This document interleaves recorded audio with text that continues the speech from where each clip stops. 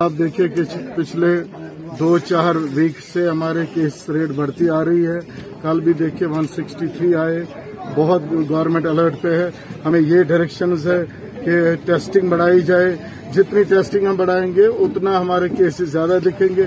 जितने ज्यादा case early diagnosis होगा, अर्ली हमारे कैच में आएंगे, उनको आइसोलेट हम करेंगे, उनको बाकायदा ट्रीटमेंट मिलेगा और आइसोलेशन की वजह से फैलने के कम चांसेस है।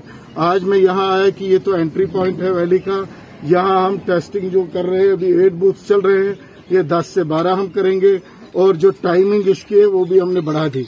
मैंने सीएमओ साहब को डायरेक्शंस दे दिए कि टाइमिंग एक बढ़ाई ताकि मैक्सिमम लोगों को हम ये टेस्ट कर सके।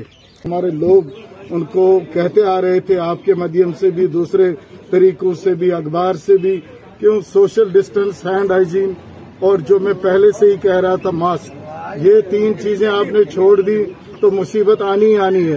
बाकी जो वैक्सीनेशन हो रहा है, वैक्सीनेशन का रिस्पांस अच्छा रहा, उसके लिए लोगों का भी शुक्रिया है, आप लोगों का भी शुक्रिया है। अगर कोई रह रहा है उसको वैक्सीन लेना चाहिए, बहुत जरूरी।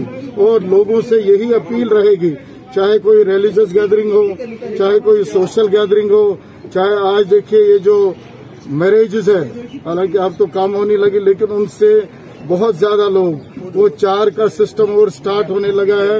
मेरी यही गुजारिश रहेगी, मेहरबानी और मेहरबानी करके खासकर जहां भी गैदरिंग होगी वहां एसओपीज का ध्यान रखे, हमारा साथ दे। गवर्नमेंट रेडी है बाकी, लेकिन ये चीजें बहुत जरूरी है।